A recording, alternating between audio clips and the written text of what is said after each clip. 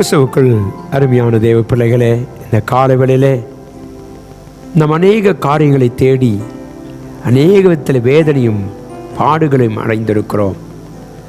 ஆனால் கர்த்தர் சொல்லுகிறார், நீ என்னை தேடினால் நான் உனக்கு வெளிப்படுவேன். உண்மையான உள்ளத்தோடு கர்த்தரை தேடுகிறவனுக்கு கர்த்தர் தம்மை வெளிப்படுத்த அவர் ஆயத்தமாக இருக்கிறார். 2 நாளாகமத்தின் புத்தகம் 15ஆம் அதிகாரம் 2வது வசனத்தை வாசித்தோமானால், அவன் வெளியே ஆசாவுக்கு எதிர்கொண்டு போய் அவனை நோக்கி, ஆசாவே, யூதா பெஞ்சமின் கோத்திரங்களின் சகல மனுஷரை கேளுங்கள். நீங்கள் கர்த்தரோடு இருந்தால் அவர் உங்களோடு இருப்பார். நீங்கள் அவரை தேடினால் அவர் உங்களுக்கு வெளிப்படுவார். அவர்களை விட்டு விடுவீர்களாகில் அவர் உங்களை விட்டு விடுவார். நீங்கள் அவரை தேடினால் அவர் வெளிப்படுவார். எப்படி தேட வேண்டும்? உண்மையான உள்ளத்தோடு, நம்முடைய வாழ்க்கையில் முழு மனதோடும், முழு எண்ணத்தோடும், முழு சிந்தனையோடும், முழு ஆத்மாவோடும் கர்த்தரை நாம் தேடினால் அவர் நமக்கு தென்படுவார்.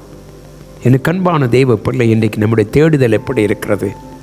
வேதத்தை வாசிக்கிறோம், ஜெபிக்கிறோம் என்று சொல்லுகிறோமானால், தேவனுடைய வெளிப்பாடு இல்லாமலே நம்முடைய வாழ்க்கையிலே ஓடிக்கொண்டிருக்குமானால் அது வீணான எண்ணங்களை கொண்டு வந்துவிடும். தேவனுடைய எக்கால சத்தத்துக்கும் நாம் நிற்க முடியாது. நானும் நீங்களும் கர்த்தரை அறியக்கூடிய விதத்திலே கர்த்தர் நமக்கு இருக்கிறார். இந்த உலகம் ஒரு சமாதானமற்ற ஒரு உலகமாக இருக்கிறது. ஒரு சந்தோஷத்தை காண முடியாத உலகமாக இருக்கிறது. எதிலும் வேதனைக்குரிய சம்பவங்கள், போராட்டத்தின் மத்தியிலே நாம் வாழ்ந்து கொண்டிருக்கிற நமக்கு கர்த்தர் மாத்திரமே ஒரு வெளிப்பாட்டை கொடுக்க வேண்டும். எனக்கு அன்பான தெய்வ பிள்ளையே, நாம் வாசித்தோமானால் 14ஆம் அதிகாரம் 6-7 வசனங்களை வாசிக்கும் பொழுது, கர்த்தர் அவனுக்கு இளைப்பாறுதலை கட்டளையிட்டதினால் அந்த வருஷங்களில் அவனுக்கு விரோதமான யுத்தம் இல்லாதிருந்தது. தேசம் அமெரிக்கா இருந்தபடினால் யூதாவிலே அரணான பட்டணங்களை கட்டினான். எனக்கு அன்பான தேவ பிள்ளையே, ஆசாவின் வாழ்க்கையிலே கர்த்தர் செய்த நன்மைகள், அவன் கர்த்தரை தேடி வந்தபடி பொழுது கர்த்தர் அவனுக்கு இளைப்பாறுதலை கட்டளையிட்டார்.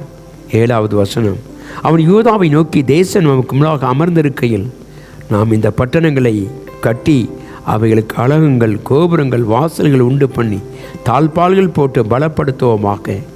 எனக்கு அன்பான தெய்வ பிள்ளையே, நாம் தேவனை தேடினால் அவர் நம்மை தேடி வருவார். ஆகவே நாம் சொல்லுவோம், கர்த்தாவே, நாங்கள் உம்மை தேடும் பொழுது நீர் எங்களுக்கு சமாதானத்தை கட்டளையிடுகிறீர். எந்த இடத்துல சமாதானம் உண்டோ அங்குதான் நல்ல காரியங்களை செய்ய முடியும். நம்முடைய தேவனாய் கர்த்தரை தேடினால் அவர் நமக்கு இளைப்பாறுதலை தருகிறார்.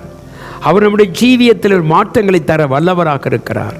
எனக்கு அன்பான தெய்வ பிள்ளையே, இன்றைக்கு உடைய வாழ்க்கையில பிரச்சனைகளுக்கும் போராட்டங்களுக்கும் ஒரு முடிவு என்ன தெரியுமா? நாம் அதிகாலையிலே தேவனை தேட வேண்டும். நீ அதிகாலையிலே தேவனை தேடினால் அவர் உனக்கு சகல பிரச்சனையிலிருந்தும் போராட்டங்களிலிருந்தும் உன்னை விடுவித்து உனக்கு ஒரு பாவ மன்னிப்பை கர்த்தர் கட்டளையிட்டு தெளிவான மனசாட்சி கிடைக்க உதவி செய்வார். அப்போஸ்தலர் புத்தகம் 24ஆம் அதிகாரம் 16 நாம் தேவனுக்கு முன்பாகவும் மனிதனுக்கு முன்பாகவும் குற்றமற்றவர்களாக நாம் இருக்க நம்முடைய மனசாட்சி உதவி செய்யும். நீ தேவனை தேடினால் உனக்கு கிருபை கிடைக்கும்.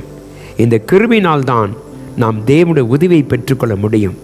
இன்றைக்கு நாம் அறிந்து கொள்வோம், கர்த்தாவே, நீர் எங்களை ஏற்ற நேரத்தில் உயர்த்துவதற்கு நாங்கள் உம்மை தேட எங்களுக்கு உதவி செய்யும். தேவனை தேடுகின்ற உணர்வுள்ள இருதயம் இருக்கட்டும். தேவ பிள்ளையே, இந்த அதிகாலையில் உன்னை ஆசீர்வதித்து கனப்படுத்த அவர் விரும்புகிறார். எப்படி இருந்தாலும் சரி, தேவனுடைய ஆலயத்துக்கு வந்து தேவனுடைய சமூகத்தில் காத்திருந்து தேவனுடைய பிரசன்னத்தில் நீ இருக்கும் பொழுது உனக்கு கர்த்தர் கொடுக்குற ஆசீர்வாதங்கள் மேலானதாக இருக்கும். ஆகவே தான் கர்த்தரை தேடினால் அவர் உங்களுக்கு வெளிப்படுவார். இந்த நம்பிக்கையோடு இந்த காலவெளியில் நம்முடைய வாழ்க்கையிலே கர்த்தரை தேட கற்றுக்கொள்வோம். அவர் நம்மை ஆசீர்வதிப்பார்.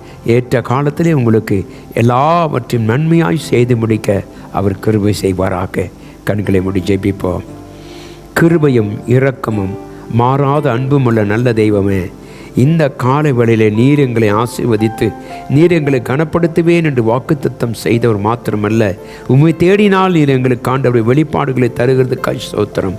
எங்களுக்குள்ளே சமாதானத்தை தந்து எங்கள் வேலைகள் ஆண்டவரை இருக்கிற இடங்களிலே போராட்டத்தின் மத்தியிலே எங்களுக்கு ஒரு சமாதானத்தை தந்து உம்மை நாங்கள் அதிகமாக அறிந்து கொள்ள எங்களுக்கு உதவி ஜெபிக்கிறேன். ஆசீர்வதியும் கர்த்தாவே, உமது பிள்ளைகளை பாதுகாத்து வழி நடத்தும்.